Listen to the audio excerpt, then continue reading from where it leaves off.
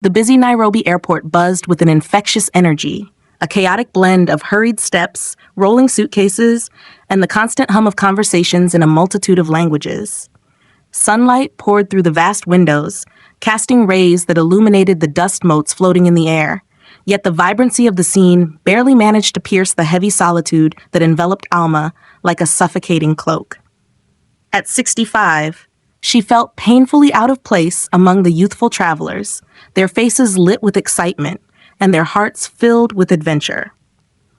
What was meant to be her escape, a desperate attempt to flee the crushing loneliness that had plagued her since her husband's passing 2 years earlier, seemed only to intensify the emptiness within her. Her fingers anxiously tapped on the well-worn leather of her handbag as she sat alone in the crowded lounge, her gaze drifting over the sea of unfamiliar faces. Every laugh, every shared glance, every warm embrace between loved ones felt like a sharp reminder of everything she had lost. The vibrant hues of African fabrics, the exotic scents drifting from nearby cafes, and the lively energy of the place all felt distant, muted, as though seen through a thick, impenetrable fog. The weight of her grief, once an acute pain, had settled into a dull, constant ache that never let go. Uncomfortable, she shifted in her seat, trying to suppress the ache in her chest. The memories of her late husband, Thomas, brought both comfort and torment. She missed his gentle touch, his warm smile, their peaceful silences, and their shared laughter. The emptiness he left behind served as a constant reminder of their life together, of the love they once had, and of the future they would never share. She had come to Africa, hoping for a fresh start, but the shadow of her loss loomed large, making it nearly impossible to escape her pain. Suddenly, a new presence filled the lounge, breaking her from her reverie. A young man, tall and lean, moved with an effortless confidence into the room, his presence instantly commanding attention. His smile was bright, as radiant as the African sun, seemingly banishing the darkness around him. He moved with an easy grace, his interactions with the airport staff smooth and charming, his charisma unmistakable in every gesture.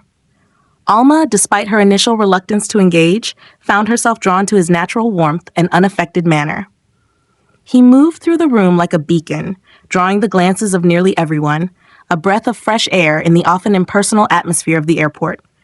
Their eyes met for a brief moment, and his expression softened, a hint of curiosity replacing his usual jovial demeanor. He paused, as though considering his next action, and then, with a purposeful step, he approached her. "Excuse me, ma'am," he said, his deep voice rich with a gentle warmth that made Alma's heart flutter slightly. "Do you need help with your bag?" The words were simple, but the genuine kindness with which they were delivered left Alma responding without hesitation. She hesitated for a moment, taken aback by his approach. Her pride, often her constant companion, had prevented her from asking anyone for help, even though she had struggled with the oversized suitcase since leaving her hotel room. She had been wrestling with it awkwardly, her aging muscles protesting with every lift and shift, but she refused to give in to her discomfort, wanting to prove she was still capable and independent. Yet the genuine concern in his eyes melted away her hesitation. "Thank you," she said softly, a small smile tugging at the corners of her lips. It was the first real smile she had given in days. "I didn't want to trouble anyone." "It's no trouble," he replied with a sincere grin. "It's part of my job as a guide. Are you here for the safari tour?" His insightful question caught her off guard. How had he known her purpose in this vast place? It felt almost as if he had a sixth sense, or that fate had somehow brought them together. Alma nodded slowly, her eyes fixed on his face. "Yes, I am," she said, her voice barely a whisper. "It's my first time in Africa. I've always wanted to visit, but life got in the way." Her words carried a touch of regret, a sense of lost opportunities and time that could never be recaptured. For years, she had prioritized her responsibilities, putting her own desires and dreams aside. Now, she was trying to reclaim a part of herself that had long been buried. Musa studied her for a moment, his expression unreadable. Alma had the strange sensation that he was seeing beyond her outward appearance, beyond the lines of time and sorrow etched on her face. She felt exposed under his steady gaze, but also strangely understood. "Well, you're here now," he said finally, his voice warm and reassuring. "That's what matters." His words were simple but carried a deeper meaning, as though he was speaking not only to her but also to himself. He seemed to understand her unspoken feelings of anxiety and uncertainty. It was as if he was telling her that the past no longer mattered, and only the present and future held any weight. Their seemingly ordinary exchange had woven an invisible thread of understanding between them. As they waited for their respective groups to be called, their conversation flowed easily. Musa spoke passionately about his work as a guide, his love for his homeland, and his dreams of one day starting his own tour company. His enthusiasm was contagious, and Alma found herself drawn to his ambition and drive. His unwavering belief in the power of dreams and his perspective on life stood in stark contrast to the apathy that had overtaken her. He was vibrant, certain of his place in the world, and his energy was captivating. "And you?" Musa asked, breaking her reverie, his eyes alight with curiosity. "What brought you here?" Alma paused, a flicker of pain crossing her face. How could she possibly explain the ache of losing Thomas, the endless days spent in a house that no longer felt like home? How could she describe the emptiness that had followed her everywhere, the feeling of drifting in a world that had lost its vibrancy? Instead, she offered him a small smile, hoping her words would veil her true feelings. "I suppose I wanted an adventure," she said, her tone light but tinged with an underlying sadness. Musa nodded, as if he understood more than she was letting on. He didn't press her for more details, sensing the fragility of her emotions. His silence spoke volumes, conveying empathy and understanding without a single word. He had seen the shadows in her eyes, and it was clear that her need for escape came from a deeper wound. When the announcement came for their respective groups to board, Musa helped her with her bag once again, his touch light and respectful. As they parted ways, he turned to her with a playful smile, his eyes twinkling with mischief. "Maybe we'll meet again," he said. "The world has a funny way of bringing people together." Alma watched him walk away, a strange flutter stirring in her chest. She shook her head, scolding herself for her foolishness. He was young, vibrant, and full of possibilities, while she was an aging widow, holding on to the remnants of a life that no longer existed. Yet, for the first time in years, she felt something stir within her, a faint glimmer of excitement, a flicker of hope she had long thought extinguished. The open plains stretched endlessly as the safari jeep jolted along the uneven path, the vast African landscape dwarfing the presence of humanity. Alma sat in the back seat, her camera in hand, her eyes fixed on the horizon. The sheer scale of nature was breathtaking, a stark contrast to the confinement of her quiet existence. The African sun blazed down with an intensity that was both invigorating and intimidating, pushing her out of her comfort zone and compelling her to embrace a world so different from her own. Musa, seated at the wheel, glanced at her through the rearview mirror and smiled, his expression warm and reassuring. "You'll want to keep your camera ready," he said, his voice rising above the hum of the engine. "This area is known for its elephants." Adjusted her hat and pointed the lens toward the horizon, her eyes widening as she took in the vast expanse before her. "It's incredible," she whispered, her voice filled with awe. "I've never seen anything like this." Her words carried an undercurrent of joy and wonder, a sense of vitality that she hadn't felt in what seemed like an eternity. This wasn't just a vacation. It was a journey of rediscovery, a reclamation of the sense of awe she had long forgotten. Musa chuckled, a deep, resonant sound that filled the jeep. "That's the magic of Africa," he said. "It has a way of surprising you when you least expect it." His words seemed to carry an extra layer of meaning, as if alluding not only to the beauty of the landscape, but also to the unexpected turn of events that had brought them together. The jeep came to a halt, and Musa jumped out, offering a hand to help Alma step down. The touch was brief, but she felt the warmth of his skin and the ease of his strength. Having grown accustomed to the weakness and fragility of her own aging body, the feel of his young, vibrant hand made her heart flutter. She accepted his help, letting him guide her toward a shaded area where a herd of elephants grazed in the distance. As the afternoon wore on, their conversation deepened.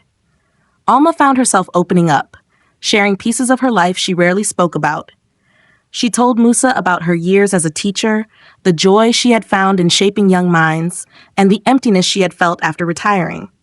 She spoke of her husband, Thomas, their love story, and the life they had shared, the pain of his absence still raw. Her voice trembled with emotion, but Musa listened intently, nodding with understanding, his eyes reflecting the depth of her sorrow. "You know," he said, leaning against the jeep, his gaze fixed on the horizon. "When I was younger, I always thought life would get easier with age. But hearing you talk, I realized the challenges just change." He spoke with a maturity that seemed beyond his years, his words carrying a weight that resonated deeply with Alma. He had seen the world from a different angle, forced to mature quickly, carrying his family's burdens at a young age. Alma offered a faint smile, the sincerity in his words striking a chord within her. "It's not the years that weigh you down," she said, her voice tinged with sadness. "It's the things you lose along the way." She spoke from a place of deep experience, having felt the crushing weight of loss and the emptiness that lingers in the soul. The silence that followed was comfortable, both of them lost in their own thoughts, the shared vulnerability creating an unspoken bond between them.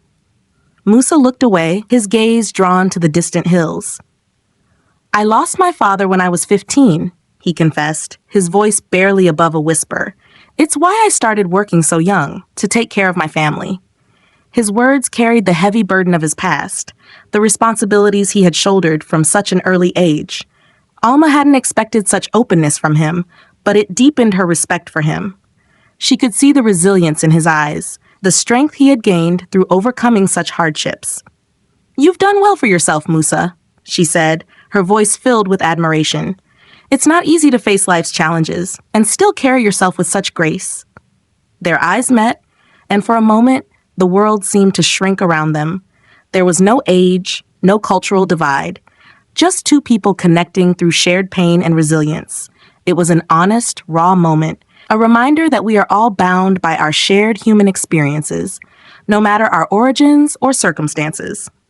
The moment was broken when Musa's phone buzzed, interrupting their connection. He answered swiftly, speaking in Swahili with an efficient, professional tone. Alma turned her attention to the elephants grazing in the distance. But she couldn't shake the feeling that something between them had shifted, that their connection had deepened beyond that of a tourist and a guide. Later, as the group gathered around the campfire, Alma watched Musa interact with the other travelers, his ease and infectious laughter captivating everyone.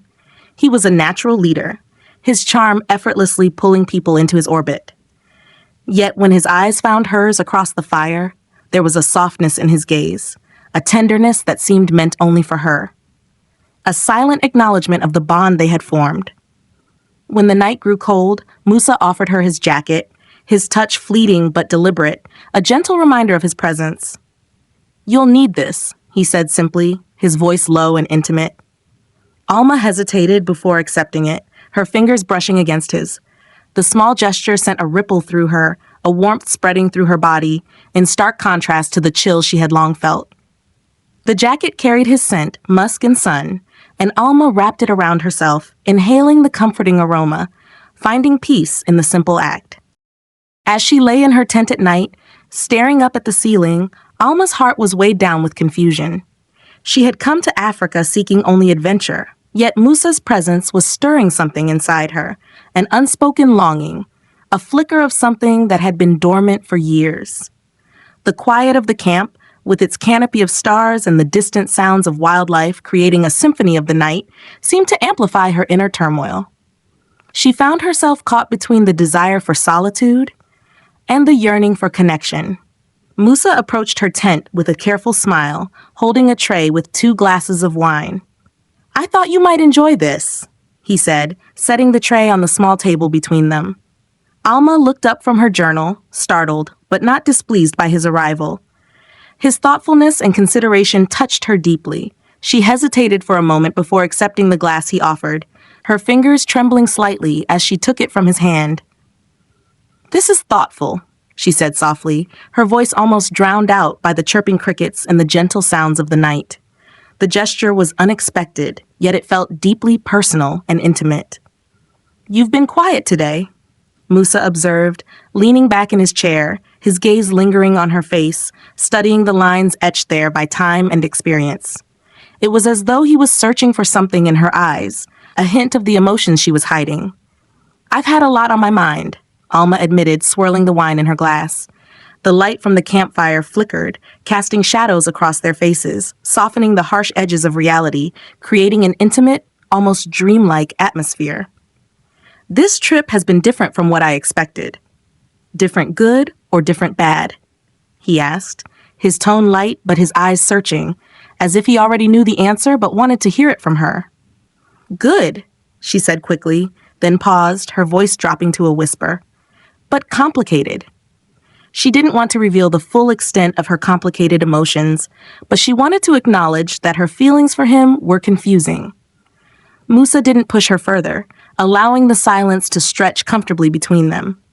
He seemed to understand her inner conflict and offered her the space to process her thoughts without interruption. The firelight danced across their faces, softening the sharp edges of reality and making the night feel like something pulled from a dream. "Can I ask you something?" Alma finally said, breaking the silence. Her voice was tentative, her heart racing in her chest. "Anything," Musa replied, without hesitation, his eyes fixed on her face, offering his undivided attention. "Do you ever feel like you're living someone else's life? Like the person you were supposed to be got lost somewhere along the way?" The question had been weighing heavily on her, born from years of playing roles society had assigned to her. She longed to break free from those expectations and reconnect with the authentic version of herself she had lost. Musa thought for a moment, his expression contemplative, as if weighing the depth of her question. "I used to," he finally said, his voice soft and introspective. "After my father died, I felt trapped by responsibility, like my dreams didn't matter anymore. But then I realized something. The life you want doesn't just find you. You have to fight for it." Alma nodded slowly, his words resonating deeply within her. She had spent her life conforming to the expectations of others, sacrificing her own desires and passions in the process. "I envy that clarity," she admitted, her voice laced with regret. "I've spent so much time being what others needed me to be, a wife, a mother, a teacher. I don't know who I am outside of those roles." The confession hung between them, a testament to her struggles with identity and self-discovery. "You're more than the roles you play," Musa said, his voice firm, his eyes filled with understanding. "You're here, exploring the world. That takes courage." He saw the strength hidden beneath her vulnerability, a strength she had yet to fully recognize in herself. Their eyes met, and for a moment, Alma felt seen in a way she hadn't in years. The walls she had built around herself began to crumble, letting in the warmth of his presence. His sincere words cracked her defenses, and she found herself reaching out, her hand gently covering his. The touch was brief but electric, sending a jolt through both of them. Musa didn't pull away, his gaze steady and unreadable, his hand warm and comforting beneath hers. "I shouldn't have done that," Alma said quickly, pulling her hand back, her cheeks flushed with a mix of embarrassment and excitement. "Why not?" Musa asked gently, his voice soft but intimate, his eyes searching hers, wanting to understand the depth of her emotions. "Because it's inappropriate," she whispered, glancing down at her glass to avoid his gaze, a storm of confusing emotions swirling within her. "Inappropriate doesn't mean wrong," Musa said, leaning closer, his voice a seductive whisper that sent shivers down her spine. "Sometimes, the things we're told not to want are the things we need the most." His words challenged her deep-seated sense of propriety, an invitation to explore the uncharted territory of her own desires. Alma's breath caught as his words lingered in the air, his gaze unwavering, his intentions clear. Slowly, Musa reached out again, his fingers brushing hers. This time, she didn't pull away. The world faded, leaving only the sensation of his skin against hers, the intensity of his gaze, and the yearning that had been growing inside her. The firelight surrounded them, a space where time and age seemed irrelevant. When Musa leaned in, Alma's heart raced, but she didn't stop him. She had surrendered to a force far greater than herself. Their lips met in a tentative kiss, soft and hesitant at first, but deepening with each passing second. It was a moment of surrender, a powerful connection that transcended age and expectations, a culmination of the shared moments, vulnerabilities, conversations, and the longing that had been building between them since the beginning. When they finally pulled apart, Alma's eyes were filled with tears, a mix of shock, confusion, longing, and an overwhelming sense of something she hadn't felt in years. She had allowed herself to be vulnerable, given into her heart, and it felt both terrifying and liberating. She couldn't explain what she was feeling, but for the first time in a long time, she felt alive. Musa reached up and gently wiped a tear from her cheek, his touch tender and reassuring. "You're allowed to feel," he said quietly, his voice filled with deep understanding. "Don't let anyone tell you otherwise." The journey back to the city was wrapped in silence, both lost in their thoughts as they tried to process the events of the previous night. Alma stared out of the window, watching the savannah slowly give way to smaller villages and, eventually, the outskirts of Nairobi. The vibrant landscape stood in stark contrast to the emotional turmoil brewing within her. Musa occasionally glanced at her, his expression a blend of tenderness and concern, but neither of them spoke about what had transpired the night before. The unspoken words lingered between them, silently acknowledging the shift in their relationship. They both understood that the kiss had been more than just a fleeting moment of passion. It was a turning point, a quiet declaration of something deeper and more meaningful than either of them had anticipated. At the hotel, Musa helped her with her luggage for what seemed like the last time. The casual intimacy that had grown between them now felt charged with an unspoken tension, and both of them were acutely aware of the weight of the shared secret. Their eyes met briefly, and Alma opened her mouth to say something, but no words came out. She felt lost for how to process the events of the previous night. She wanted to thank him, but she knew that no words could adequately convey the depth of her feelings. Musa gave her a small, understanding smile and stepped back, allowing her the space she needed. He understood her need for solitude and reflection, recognizing the inner turmoil she must be experiencing, the conflict between the values she had been taught and the undeniable bond they had formed. Later that evening, Alma sat on the edge of her bed, staring at her phone, dreading the inevitable. She knew she needed to call her daughter, Claire, but the thought of the conversation filled her with unease. She would have to explain herself, and there was no way to articulate the emotions she had been grappling with. A message from Claire popped up. "Call me when you can." Alma sighed and pressed the call button, her heart racing. "Hi, Mom." Claire's voice came through, sharp but concerned, mixing love with worry. "How's the trip?" "It's been eye-opening," Alma replied cautiously, striving to keep her voice steady, trying to sound relaxed and composed, masking the storm of emotions swirling inside her. Claire hesitated before speaking again, her silence speaking volumes. "I've been worried about you," she finally said. "I know this trip was supposed to help you heal, but something feels off. Are you okay?" Alma's grip tightened on the phone, the weight of her secret nearly unbearable. She wanted to tell Claire everything. The loneliness, the unexpected connection with Musa, the kiss that had shaken her to her core. But how could she explain something she barely understood herself? How could she articulate the complexity of her feelings, the contradiction of her emotions, the confusion clouding her judgment?